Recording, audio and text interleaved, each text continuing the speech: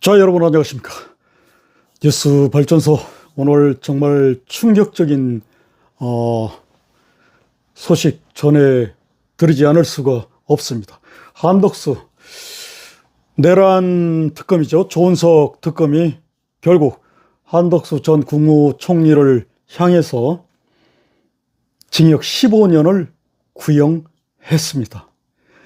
내년 1월 21일 날 최종 선고를 한다고 밝혔습니다.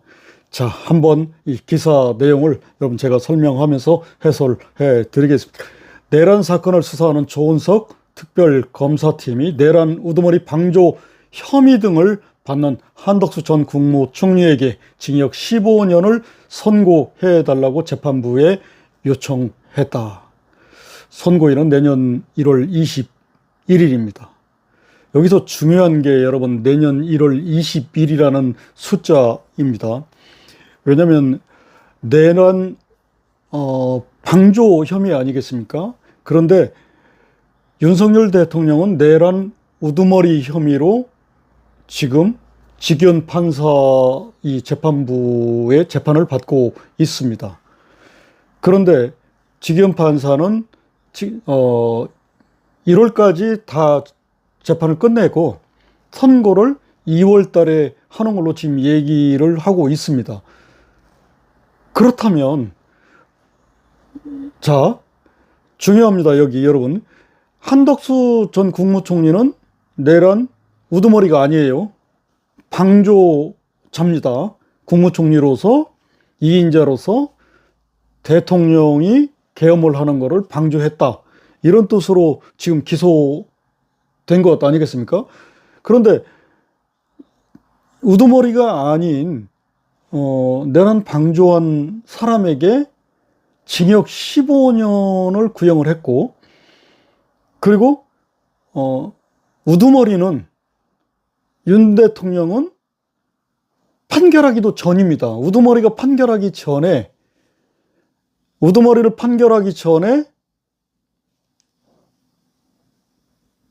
밑에 있는 그런 사람을 먼저 판결한다. 이 앞뒤가 뭔가 맞지 않지 않아요? 이건 모순이지 않습니까? 우두머리가 먼저 판결이 나서 우두머리가 쟤네들 말로 무기징역이든지 사형이든지 결정이 났어. 그런 다음에 공범들이 하나둘 이렇게 판결이 나야 맞는 건 아니겠습니까? 근데 우두머리 판결이 나오지 않은 상태에서 공범들에 대해서 먼저 판결을 한다. 이 논리적으로 성립이 안 되는 것 같은데 쟤네들은 그냥 성립되나 봐요. 우리 같은 일반 사람들의 상식적으로는 이해할 수 없는 것이거든요. 그런데 이게 현실로 지금 됐습니다. 1월 21일 날. 그러면 나중에 가서 여기는 유죄, 징역 15년 아니면 더 올려치기 해서 징역 20년을 선고했다라고 생각해 보자고요. 그러면 윤석열 대통령은 무죄. 이게 뭔가 앞뒤가 맞지 않지 않아요? 그러면 왜 이런 일이 발생이 될까? 한덕수 국무총리가 약한 모습 보이니까 먼저 그냥 죄를 만들어 버리는 거 아니겠습니까? 한덕수 국무총리가 애매한 어떤 이런 태도 때문에 발생한 문제라고 저는 제 개인적인 생각입니다. 이렇게 말을 할 수밖에 없지 않겠어요?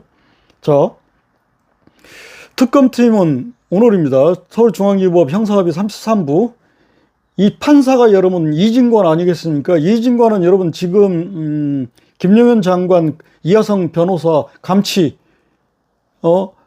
이렇게 명령한 자 아니겠어요? 처음부터 여러분 이건 누가 봐도 좌파 판사다. 누가 봐도 민주당 편을 들어서 지금 재판을 진행하는 거다. 공정성 면에서 우리가 의심을 하고 있는 상태인데 먼저 이렇게 지금 치고 나가는 이 자체조차도 우리가 이해할 수 없는 것입니다. 근데 이자가 지금 이런 식으로 강경 모드로 재판하는 모습을 전 국민이 지금 지켜보고 있어요. 개딸들은 박수를 보내겠지만 일반 상식 있는 우파 국민이 아니고 좌우를 떠나서도 이것은 뭔가 판사가 이렇게 권위적이고 직권 남용적인 그렇게 말을 하고 이 이 말 하기 전에 그 김영현 그 김하성 그 변호사 그 두 사람에게 뭐라고 얘기했습니까? 그 이거는 말 그대로 그 재판 과정에서도 판사가 마치 그 이거는 사형을 받을 수 있는 정도로 중범죄다라고 판사가 미리 재판에 끝나기도 전에 그런 식으로 자기의 어떤 월권적인 발언을 무죄 취지의 원칙을 위반하면서까지 이렇게 말해도 되는 것인가? 판사니까 자기는 이미 다 알고 있다는 거 아닙니까? 너 징역 몇 년이야? 10년이야? 무기징역이야? 이런 식으로 자기 머릿속에는 이미 그려져 있는 거 아니겠습니까? 그럼 재판 뭐로 합니까? 돌아버리겠네, 진짜. 자, 여러분, 특검팀은 내란 범행은 수십 년간 한국이 쌓은 민주화 결실을 한순간에 무너뜨리고 국제 신인도 국가 경쟁력을 추락시켰다. 경제 발전에도 중대한 걸림돌을 야기했고 계엄으로 인한 국민 충격 트라우마를 여전히 계속두고 있다고 말을 합니다. 피고인은 이 사건 내란 사태를 막을 수 있는 사실상 유일한 사람임에도 국민 전체의 봉사자로서 의무를 저버리고 계엄 선포 전후 1년 후 행위를 통해 내란 범행에 가담했다고 강조했습니다. 여러분, 계엄은 대통령의 고유 권한입니다. 국무총리가 대통령의 고유 권한을 침해하고 막을 수 있습니까? 없어요. 그런 상식적인 그런 일반 국민들도 상식적인 테두리 내에서 이렇게 생각할 수 있는 거를 지금 이런 식으로 그냥 아예 막을 수 있는 유일한 사람이다. 한덕수가 한덕수가 뭔데, 총리가 뭔데 대통령의 고유 권한을 침해하고 막을 수 있습니까? 그거는 변호사가 아닌 사람도 다 알겠다. 자, 특검팀은 12.3 비상계엄으로 국가와 국민의 피해가 막대한 점, 한 전 총리가 사후 부서를 통해 계엄의 정당성을 확보하려 시도한 점, 허위 공문서 작성 등 사법 방해 성격의 범죄 추가를 저지른 점, 진술 번복 등 비협조로 일관한 점 등을 들며 상응하는 책임을 물어야 한다고 주장했습니다. 그러면서 이 사건은 대한민국 민주주의에 대한 테러이고 국가와 국민 전체가 피해자이다. 피고인을 엄히 처벌해 다시는 대한민국에서 불행한 역사가 되풀이되지 않도록 해야 한다고 밝혔습니다. 한 전 총리는 특검이 구형 의견을 밝히는 동안 무표정한 표정으로 모든 거 제가 보기에는 포기한 표정이었어요. 아니, 왜 이상민 행안부 장관처럼 당당하게 임해야지. 국무위원이고 실제 권력 서열 2위 아니었습니까? 2인자? 국무총리 아니었습니까? 그런데 국무총리가 그런 애매모호한, 아까 얘기하지 않습니까? 본인이 무슨 마치 막으려고 시도했다. 아니, 이거는 막는 차원이 아니라니까요. 여러분, 뭐 계엄을 해라, 계엄의 정당성을 얘기하려고 하는 게 저도 아니에요.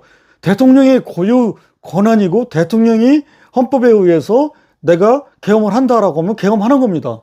그러니까 이런 부분에서 총리가 막을 권한이 없어요. 무슨 거기서 때를 쓸 권한도 없고 어느 누구도 대통령의 고유 권한을 막을 수 있습니까? 없어요. 그러면 자신은 국무회의의 어떤 일원으로서 국무총리로서 당당하게 얘기를, 대통령의 그 고유 권한을 어떻게 내가 막을 수 있느냐. 국무회의를 거쳐서 이것은 행해진 것이다. 통치행위로서 행해진 거 아니냐.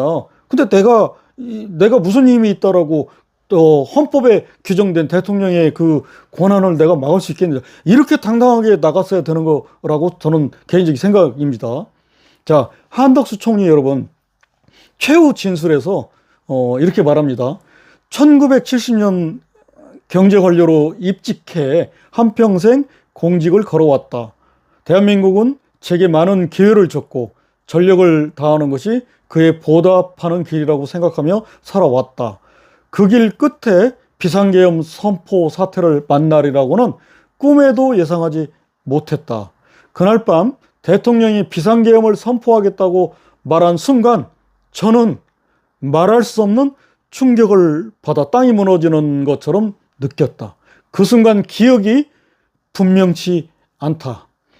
비상계엄에 절대로 동의할 수 없었고 대통령을 막으려 했으나 도저히 막을 도리가 없다고 생각했다. 국무위원들을 모셔 다 함께 대통령 결정을 돌리려 했으나 역부족이었다고 주장했습니다. 또 그날 밤 혼란한 기억들을 복귀할수록 제가 부족한 사람이었다는 절망만 사무친다. 그동안 저를 믿어주신 국민들, 어려운 순간 함께한 가족, 동료, 공직자들에게 부끄러운 얼굴을 들기 어렵고 황망한 심정이라고 호소합니다. 비록 비상계엄을 막지 못했지만 비상계엄에 찬성하거나 도리어한 일은 결단코 없다. 이것이 오늘 역사적인 법정에서 제가 드릴 가장 정직한 말이라고 강조했습니다. 자, 재판부는 내년 1월 21일 오후 2시 선고를 진행하기로 했습니다. 여러분, 한덕수 국무총리 물론 지금 감옥에 있는 장성들도 그렇고 한덕수 국무총리도 매우 안타까운 일이 아닐 수 없습니다. 정말 우리 국민 모두가 이 비상계엄은 안타까운 일이에요. 이 비상계엄을 한 윤석열 대통령도 비장한 각오로 아마 목숨 걸고 했다고 생각합니다. 그 결과를 알면서 했다라고 윤석열 대통령도 말하지 않았습니까? 이런 일이 당할 수 있다는 것도 윤석열 대통령도 왜 법 전문인이고 검찰 총장까지 하신 분이 그런 거 모르겠습니까? 다 알고 한 겁니다. 그러나 대통령의 고유 권한이었다는 것이죠. 비상계엄은 이것이 내란이고 직권남용이고 무슨 그런 어떤 죄로서 어떻게 이 재판부가 평가할 것인지 그것은 우리같이 범인들은 알지 못하는 일 아니겠습니까? 모두가 안타까운 일이지만 적어도 한 나라의 국무위원이라고 한다면 그 나라의 운명 그리고 자신을 임명한 대통령의 운명과 저는 같이 해야 한다고 생각합니다. 그것이 국무위원들을 바라보는 국민들의 시선이 아닐까 이렇게 생각합니다. 그런 당당한 모습을 보일 때 결국 국민들은 응원하는 것이고 또 지지하는 것이고 무엇이 옳고 그름을 국민들 스스로 판단할 수 있는 것이라고 생각합니다. 그런데 한덕수 국무총리가 이렇게 재판 도중 또 뭐 특검이나 그 이전에 그 조사를 받는 과정 이런 걸 이렇게 뉴스로 전해 들으면서 많은 국민들은 한덕수 국무총리에게 실망을 했다. 그리고 그 김문수와 그런 단일화 문제, 뭐 한덕수, 김문수 뭐라고 해야 돼? 김덕수라는 말까지 하지 않았습니까? 그러니까 나이들을 들어가면서 왜들 그러는지 모르겠습니다. 김문수도 그렇고 이 한덕수도 그렇고 김덕수도 그렇고 한덕수도 그렇고 두 분 다 당당하게 명예롭게 좀 이렇게 은퇴할 수 있는 그런 자신감들이 있었으면 더 좋았을 걸. 참 이런 뉴스를 전하는 제 자신도 안타깝습니다. 김문수 저도 존경하는 분이고 한덕수 총리도 존경해 왔고 대통령과 국무위원들은 운명 공동체 아니겠습니까? 그렇지 않아요? 그럼 운명 공동체인 사람들은 대통령이 내란이라고 한다면 국무위원들도 당당하게 그것을 책임질 수 있는 그런 것. 그리고 대통령이 나는 왜 계엄을 했다라고 당당하게 얘기하고 있지 않습니까? 그렇다면 그런 부분에서 국무위원들이 그렇게 말했을 때 제가 여러분 계엄을 뭐 정당화한다, 계엄을 뭐 왜 했느냐, 아니면 잘했다, 이런 차원의 논리적인 그런 무슨 이 옳고 그름의 문제, 판단의 선택의 문제, 이런 이야기를 하는 것이 아니에요. 모든 것은 결과는 벌어졌고 대통령의 고유 권한으로서 행사한 계엄이었다. 우리 국민들은 이런 식으로 이런 식으로 판단을 해야 옳을 것 같습니다. 그리고 또 한덕수 국무총리의 그 15년 이 구형은 정말 충격적이지 않을 수 없고, 재판 결과 이 구형 자체가 윤석열 대통령의 내란 우두머리죄가 결정이 난 이후에 했다면 좋았을 걸. 그러나 이진관의 이런 재판 진행, 이런 모습은 여러분 역사가 두고두고 평가할 것이고, 많은 국민들은 납득하기 어렵다. 그것이 현재 진행 상황이라는 것입니다. 그리고 역사는 여러분 그것으로 끝나지 않아요. 역사는 언제나 살아서 꿈틀대며 진행하고 있다. 지금 여러분 돌아보십시오. 과거 4.19 때부터 전두환, 박정희, 전두환 어떤 상황, 그리고 노무현에 이르기까지, 그리고 문재인에 이르기까지, 이재명, 이런 과정들을, 윤석열, 이런 과정들을 한번 여러분들이 다 이렇게 돌아보면 역사는 냉엄한 현실을 하고 있다는 거예요. 아무리 그때 그 시절은 그것을 모면해 보려고 뭐 별의별 방법들을 다 썼겠지만 역사는 결국 불의한 자들의 편이 아니라 정의로운 선택을 하고 있다.